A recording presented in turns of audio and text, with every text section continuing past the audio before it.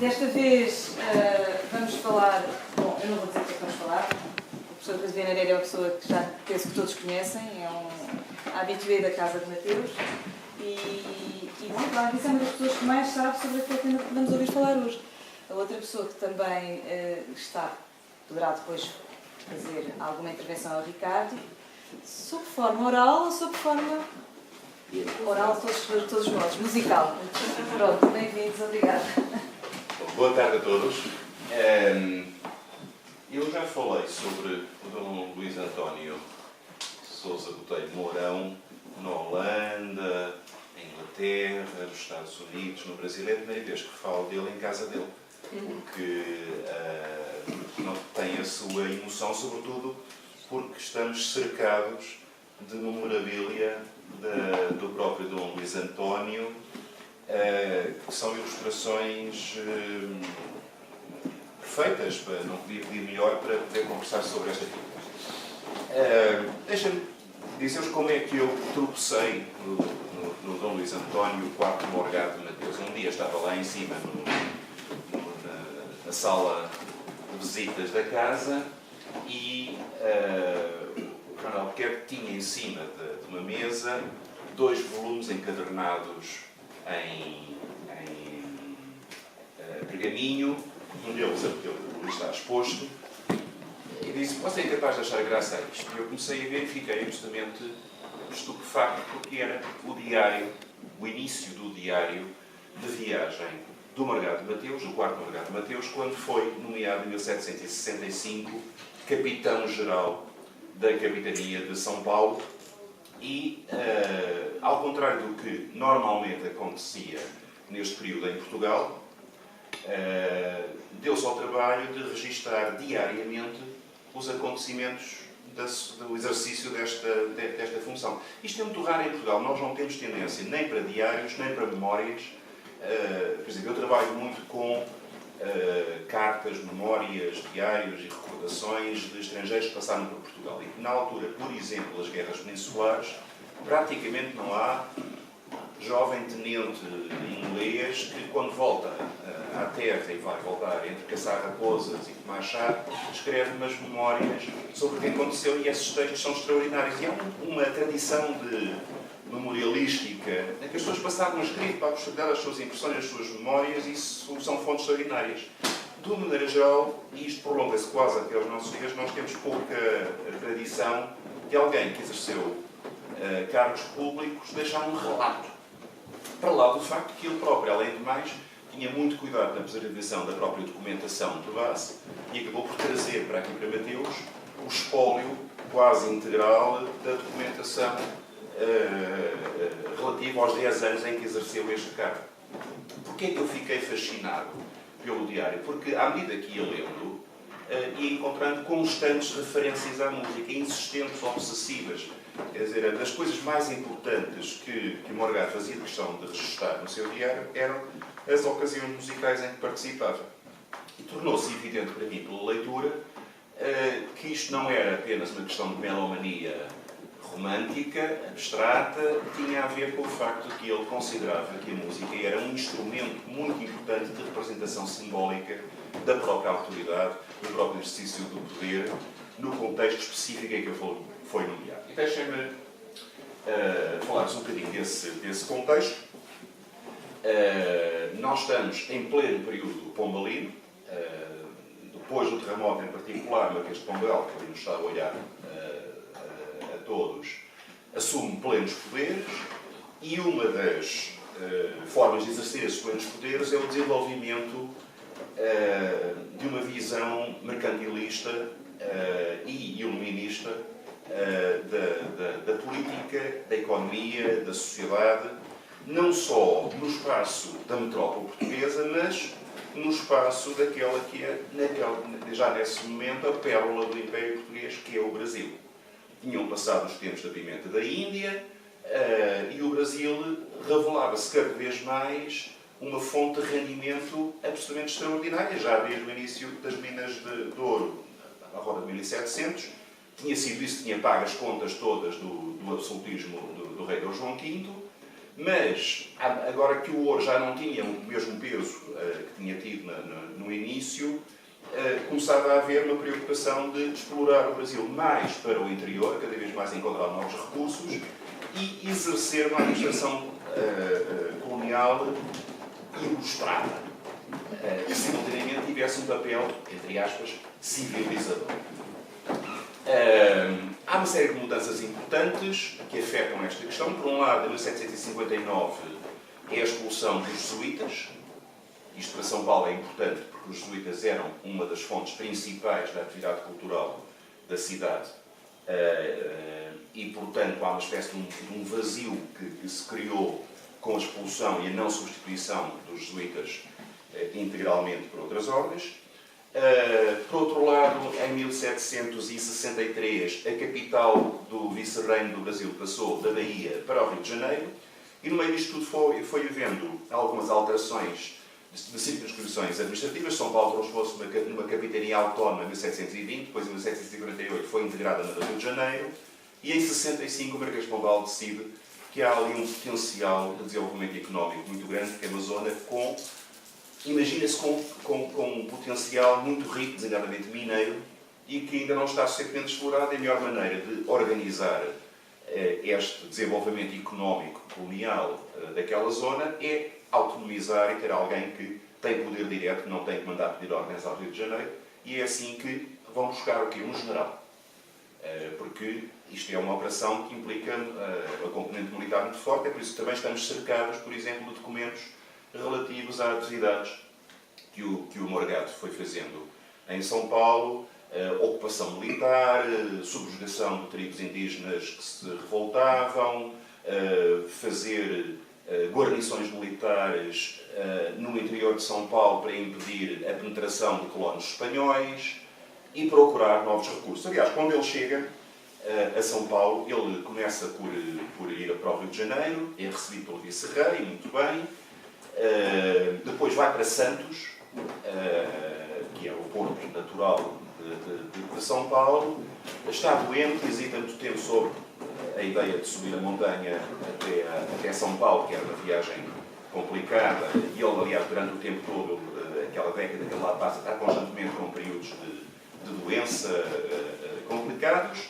E depois, finalmente, em 1766, entra em São Paulo, é recebido com todas as honras, e ele próprio diz o que é que lá vai fazer. Diz que a sua preocupação em relação à capitania nova é restabelecê-la no seu antigo esplendor, procurando os modos mais eficazes de acrescentar as suas povoações, estender os confins dos seus domínios, fertilizar os campos com agricultura, estabelecer nas terras diferentes fábricas, idear novos comércios, penetrar incógnitos sertões, descobrir o ouro de suas minas e, finalmente, fortificar as suas praças, armar o seu exército, fazer observar as leis e respeitar as justiças.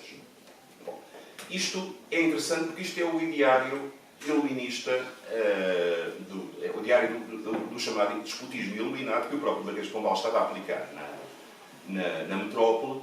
E o aspecto mais interessante, logo à partida nisto, é o facto de o Morgado encarar São Paulo não como um sítio onde se vai buscar qualquer coisa preciosa, mas como parte do reino, com súditos, com uma dignidade idêntica à dos súditos da metrópole, que devem ser, portanto, integrados no tecido do reino e que devem ser objeto de justiça, de proteção por parte da coroa, em troca da fidelidade ao reino. Isto significa que, além dos aspectos puramente militares e económicos e administrativos, vai também haver uma preocupação muito grande do Morgado com aquilo que nós hoje em dia chamamos de poder simbólico. Quer dizer, com a representação pública do poder. Reparem, São Paulo era uma cidade estagnada, com uma elite local que já tinha mais ou menos organizado a vidinha e que não gostava muito da ideia de que estavam sucessivamente longe do Rio de Janeiro para o vice-rei não ter muito nariz nas coisas que se passavam ali em São Paulo. E, de repente, a primeira reação, a gente percebe que é um bocadinho de estranheza perante este militar com um pulso de ferro que vem tomar conta e pôr em ordem a colónia. É muito interessante nós vamos ver que nestas manifestações públicas de representação simbólica do poder e da dignidade e da magnificência e da munificência do rei, as cerimónias públicas têm um papel fundamental e a evocação da figura do rei é essencial. Aliás, ele diz: não há maior felicidade para uma república do que a obediência e o amor ao rei. República no sentido da coisa pública, para uma nação, não é? E é por isso que, frequentemente, nós vemos as cerimónias que ele promove em que, por exemplo, estão em lugar de destaque as armas da Casa Real e, às vezes, até o retrato do rei. Ou seja, fazem-se cerimónias como se fosse quase um beijamão do rei, mas o rei, enfim, não podendo estar ali, está com o retrato. Mas também há uma outra coisa que o Marquês de Pombal fez, que é distinguir entre a figura do rei e a figura do governo do rei. O rei reina, mas não governa. O governo reporta à legitimidade e à autoridade do rei, mas quem manda, na prática, é o governo. E o governo ali é o governador. Portanto, da mesma maneira como nestas cerimónias todas nós vemos sempre a referência ao rei, inclusive um dos momentos fundamentais é sempre a celebração do aniversário do rei Dom José, a 6 de junho, mas também há a celebração do próprio Morgado. Não propriamente por vaidade pessoal, mas porque ele representa ali fisicamente a corporização no poder do rei. Portanto, temos muitas festas à volta da glorificação do Morgado, da sua sabedoria, da sua clarividência, da sua genealogia nobre. Constantemente as armas da casa estão expostas em cerimónias públicas e de todos os tipos. Há, como já falaremos mais, academias de intelectuais e poetas e artistas em que se exaltam as virtudes de Morgado e até as virtudes da senhora Dona Leonor de Portugal, que era a mulher que tinha ficado aqui em Mateus a tomar conta da casa, e que os paulistas nunca viram, mas que descreviam como sendo a senhora de enormes virtudes, de grande cristandade e por aí adiante. A primeira dificuldade que o Morgado tem é que no modelo do despotismo iluminado, aliás, no modelo do próprio absolutismo no seu conjunto, a figura do rei tem que atrair à sua volta a elite aristocrática do reino. Isto tinha sido uma coisa que Luís XIV tinha já desenvolvido, um modelo que ele tinha desenvolvido em França, chamar a aristocracia toda para lugares da corte, de maneira a transformar os senhores não numa espécie de aristocracia feudal mais ou menos independente e desconfiada do rei, mas uma espécie de figurantes à volta da figura central do espetáculo do rei. E, portanto, é preciso fazer a mesma coisa com o governador. Mas a elite local é o que falta. Não tem ali grande nobreza. Há uns cavaleiros de Cristo que ele apanha quando pode, é o que tem mais próximo de uma fidalguia efetiva, aquilo que ele chama a nobreza da terra, ou as principais pessoas da terra, ou todas as pessoas distintas da cidade, ou todas as pessoas de distinção, ou todas as principais famílias. Mas como isto não chega, é preciso acrescentar mais fatias a este mosaico da elite local. Por um lado, é a nobreza de espada, portanto, os oficiais que ele leva com ele. Por outro lado, a chamada nobreza de toga, o provedor da misericórdia, o ouvidor, o juiz de fora, os magistrados. E, por outro lado, o alto clero. Ele arrebanha à volta dele uma espécie de corte local, o vigário capitular da Sé, os cônegos do Cabido, o abade do Mosteiro de São Bento, o prior do convento do Carmo, o provincial do convento de São Francisco, o padre guardião do convento de Santo António, o padre guardião do convento dos Capuchos. Porquê é que eu estou a perder tanto tempo com esta enumeração? Porque isto vai ser a mini-corte que o Morgado vai construir à sua volta. E todas as manifestações é um bocadinho como um anel com uma pedra de grande valor e depois põe-se muitas pérolas à volta, ou muitos diamantezinhos à volta para fazer brilhar a mais a pedra central. Era preciso que se mostrasse ao conjunto da sociedade paulista que havia ali um representante do rei e que, à sua volta, irradiando, havia os detentores da autoridade locais.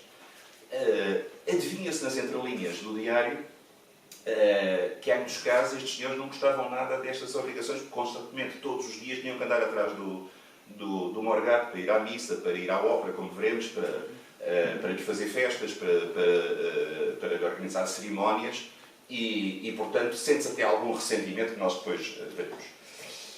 Por outro lado, ele assume frontalmente a ideia de que a instrução é aqui um fenómeno principal. Não há ilustração sem instrução. E, portanto, estabelece cadeiras de filosofia, de teologia, de geometria. Estabelece depois academias em que, inclusive, os alunos dessas escolas vão recitar poesia, vão cantar modinhas, vão fazer dança de salão, todas as práticas de distinção que caracterizavam a sociedade de corte na Europa. Quem leu o Norbert Elias sabe, estas regras eram fundamentais para mostrar que isto eram de facto as principais pessoas que tinham práticas culturais e artísticas distintas, não só no sentido de chiques, mas no sentido de distinção, de separação efetiva desta elite daquilo que eram as práticas populares.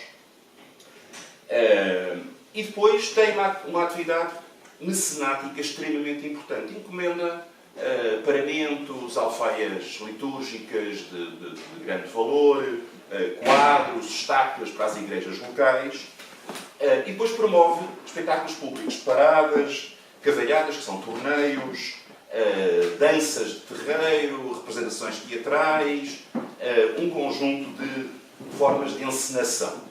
Reparem que eu estou constantemente a referir nesta estratégia, por um lado, manifestações de caráter religioso e, por outro lado, manifestações de caráter profano. Coisa que nós, nesta altura do campeonato, se pensarmos no conjunto da Europa, já pensaríamos que estariam separadas. Em França, por exemplo, há, ao longo já do próprio século XVII, aquilo que nós chamamos o processo de descristianização. Quer dizer, de separação da esfera pública privada, da esfera pública religiosa, da esfera pública laica. Na igreja reza-se a Deus Nosso Senhor, cá fora fazem-se outras coisas. E não se mistura, cada uma tem uma linguagem diferente e são momentos diferentes. A Deus o que é de Deus e a César o que é de César.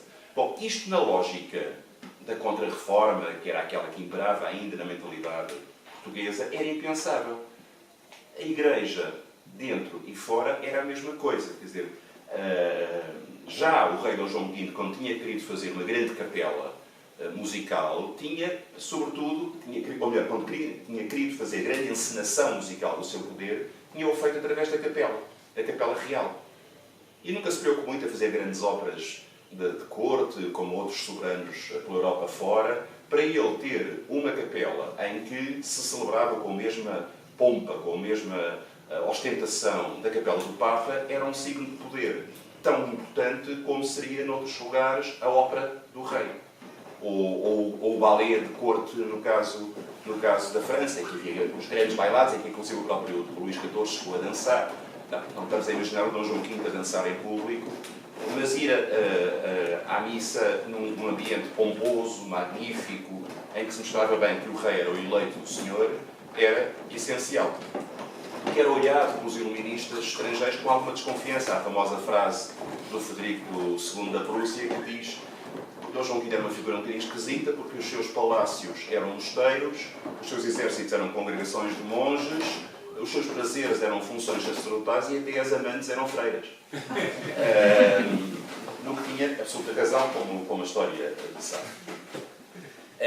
Mas isto significa, portanto, que há uma atividade mecenática da cultura muito grande, combinando a dimensão religiosa com a dimensão profana como duas faces de uma mesma moeda. Em ambos os casos, o que se está a dizer é que, está-se a dizer aos vassalos, vocês têm um rei legítimo que é o ungido de Deus, devem-lhe lealdade e, em troca da vossa lealdade, ele dá-vos proteção. E a melhor maneira de o servir e de o glorificar é através da civilidade. Termo do próprio Moreira. E, por exemplo, é muito interessante uma descrição de uma das academias de filosofia que ele promove, com os tais meninos que vão fazer discursos que prepararam com o professor de retórica na aula, e diz assim: entrou Sua Excelência, tocou a música e deu o mestre de cerimónias princípio à oração, que repetiu com desembaraço e elegância, provando que não havia maior felicidade para uma república que a instrução da mocidade. E para esta instituição nada havia de mais próprio que a filosofia, porque dela nascia o conhecimento da verdade. E obrar o bem que ela ensina, a obediência e amor ao rei, a moderação dos costumes e o claro conhecimento para distinguir o bem e o mal, obrar um e fugir do outro. Acabada a oração, tocou a música. Portanto, nós percebemos que nesta concepção do que deve ser um modelo de administração há um peso muito grande da representação cultural, e dentro dessa representação cultural já começamos aqui a encontrar a música a tocar, mesmo quando se está a discutir princípios filosóficos muito complicados. E, na realidade, a principal preocupação do Morgado, quando lá chegou, foi arranjar uma estrutura de produção musical. O que é que eu quero dizer com isto? Quer dizer que o modelo que ele tinha era a Capela Real de Lisboa. E a Capela Real era, assim, uma espécie de instituição multipurpose, porque tinha uma quantidade de grandes cantores importados, sobretudo de Itália, mais uns locais que estudavam no seminário da Patriarcal, tinha grandes instrumentistas contratados em toda a Europa, tinha um grande compositor oficial da corte, no tempo de Dom João V chegou a ser o Domenico Scarlatti, e depois no tempo de Dom José, muito em particular, o grande David Pérez, napolitano, mais os grandes compositores portugueses da época, e estes mesmos músicos depois, também, sobretudo no tempo já de Dom José, passaram a cantar também e a tocar também na Ópera do Rei. Portanto, era assim uma instituição que, de alguma maneira, concentrava as funções musicais para todos os propósitos, para todas as finalidades. Ora na igreja, ora fora dela. Ali não havia. Portanto, o que é que ele faz? Ele diz que faltavam, eu cito, aquelas vozes italianas e aquele estilo elevado que na Patriarcal de Lisboa e em Roma faz a admiração de todos. Portanto, o modelo era a Patriarcal, que estava unida à Capela Real.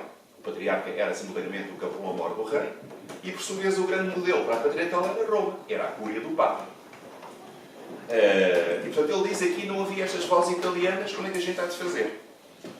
E diz mais, encontrei um mestre de capela, um senhor chamado Mateus Alves Torres, que tinha mais de 70 anos de idade, e conforme a essa idade, eram também a música e a solfa. Quer dizer, a música que lá se fazia também era um velhinho de 70 anos. E, portanto, o que ele tem que fazer é encontrar alguém que venha substituir o pobre do velhote, que já só sabe fazer a música que aprendeu quando era menino, há 50 anos. E para isso vai contratar um mulato, compositor que vem da Bahia, chamado António Manso da Mota, que chega com os irmãos que também são músicos. E agora deixa-me só fazer aqui um parênteses. No Brasil, há muitos Brasis, não é? Portanto, esta ideia de nós falarmos de Portugal de um lado e o Brasil todo no outro, e achar que são dois conceitos uniformes, não é verdade. Há muitos Portugais neste período, é diferente viver na Corte de Lisboa ou viver em Braga sob o patrocínio do Arcebispo de Braga, ou estar em Évora com a grande instituição a sede de Évora. Portanto, no Brasil ainda mais, imaginem o da mãe, imaginem a dificuldade de comunicações, e portanto era diferente estar no Rio de Janeiro, ou antes disso na Bahia, na Corte do Vice-Rei, com uma importação direta dos modelos de Portugal, da Corte, ou estar, por exemplo, em Minas Gerais, em que tinham que ser os próprios cidadãos a organizar-se em irmandades para organizar a atividade musical. Portanto, a coroa não ia pagar as missas e as novenas e os ofícios com pompa e circunstância, nem lhes ia pagar a ópera. Portanto, tinham que ser os próprios cidadãos a organizar-se. E em São Paulo não havia nem uma coisa nem outra. E, portanto, ele tem que improvisar. O Manso da Mota, o que ele diz é que de imediato ensinou logo alguns tipos e fizeram um coro que se podia ouvir. Bom, é preciso dizer o seguinte: há dois documentos fundamentais para a gente reconstituir a ação do Morgado do ponto de vista museal. Um é o diário. E o diário é escrito na terceira pessoa, como César no Debelo Gálico, mas, obviamente, que é para mostrar que a coisa funcionou bem. E, portanto, é tudo sempre excelente, os meninos cantam como anjos, a música é extraordinária. Depois, há uma exposição que ele faz ao secretário de Estado Martinho de Melo e Castro, em 1774, em que ele é um bocadinho mais objetivo e expõe com mais, enfim, rigor as dificuldades que teve em fazer isto tudo. Mas, enfim, o António Manso da Mota, como ele diz, começou a ensinar os meninos locais, que eram rapazes da terra, cito, sem voz, sem estilo e sem conhecimento de solfa. Portanto, era uma matéria bruta complicada. Portanto, ele tem que começar a recrutar a gente da terra. Tem sorte de uma coisa, é que os jesuítas tinham sido expulsos em 1759, tinham tradicionalmente uma ação de ensino da música muito intensa. Portanto, em várias das aldeias que eram até lá administradas pelos jesuítas, continuava a haver uma tradição de ensino de música. Como continuou, por exemplo, nas missões da Bolívia, ainda até praticamente ao nosso tempo, as comunidades indígenas continuaram a manter instituições de ensino musical um bocadinho de acordo com a tradição jesuítica. Portanto, havia uns meninos nas aldeias que ainda aprendiam a cantar e a fazer instrumentos e a tocar instrumentos. Então diz ele, por exemplo, numa das representações da ópera, representaram 2 meninos de Guaratinguetá com excelente desembaraço e cantando árias com notável estilo e graça. E depois uma outra referência também que tem a sua graça, que diz, na Semana Santa, fez a figura da Verónica um dos meninos tipos da ópera, bem parecido, com os cabelos naturais, anelados e soltos, e representou com tanta propriedade e energia que, quando cantava O vos omnis qui transitis per viam tendite, que isto é um dos responsórios da Semana Santa, se desfazia em lágrimas, porque isto é uma responsória da Semana Santa em que estão a falar de que Jerusalém, tal como Cristo vai ser preso e martirizado e crucificado, também é como quando Jerusalém foi conquistada e destruída, portanto isto são textos muito dramáticos, e o menino chorava, não é? Desfazia-se em lágrimas. E foi tal a emoção que não houve quem não chorasse. E era um menino. E, portanto, a emoção de Morgada dizer, vejam lá, aqui um menino de uma aldeia aqui. Mais ainda, às vezes tinha que ir buscar índios. Já em Santos, ele diz que tocaram na igreja uns instrumentos de flautas e trompas, cujos instrumentos tocavam os índios. E em São Paulo, fala de que uma cerimónia foi feita com todos os músicos e tipos da ópera e todos os instrumentos das aldeias dos índios. E toda a música da sé e da ópera e com as trompas dos índios. E até há uma passagem em que a ideia diz que eles trazem o seu traje tradicional. Portanto, a gente imagina uma cerimónia litúrgica, pomposa, barroca, com índios a tocar em trompa na tribuna dos músicos, que é uma coisa espantosa. Mas depois isto não chega, tem que trazer músicos de fora e sempre que pode contrata músicos que vêm de fora. Por exemplo, a altura diz que entre os músicos havia figuras que aqui se achavam da Bahia e rapazes títulos que vêm com eles, ou seja, meninos sopranos. Não se esqueçam que as mulheres não podiam cantar nas cerimónias religiosas, portanto as partes de soprano tinham de ser todas feitas por crianças, que era preciso ensinar. Alguns formavam-se localmente, mas até quando vinham de vez em quando os músicos da Bahia traziam uns rapazinhos que cantavam. O Argato preocupa-se com o pagamento a esta gente. Preocupa-se que isto seja uma profissão até para poder desafiar músicos bons para irem para ali, para meio do nada. Era o que o São Paulo era relativamente às cidades mais ricas, comparando, por exemplo, com a Bahia ou com o Rio de Janeiro, ou até com Vila Rica, que estava em pleno desenvolvimento já nesta altura e que é um grande centro em Minas Gerais. E então, o que é que ele faz? Por exemplo, no meio, o António Manso da Mota, o tal namorado que ele contratou na Bahia, no meio, simultaneamente, mestre da ópera e mestre de capela da Sé. Teve uma sorte enorme, que não havia bispo naquela altura, a Sé estava vacante, só tinha um vigário a tomar conta da diocese, e, portanto, ele punha e dispunha da diocese. Quando em 74 chega ao bispo, começa a haver ali um braço de ferro entre ele e o bispo, que nós depois falaremos. Mas diz ele que, com isto, com os dois ordenados de mestre da ópera e de mestre da Sé, o Manso da Mota, com uma coisa e a outra, era o que bastava para o dito Manso ir vivendo e se fazerem as coisas bem. E depois, quando ele finalmente monta um esquema de financiamento, que também já vamos falar, da ópera, que dá um bocadinho mais de dinheiro aos músicos,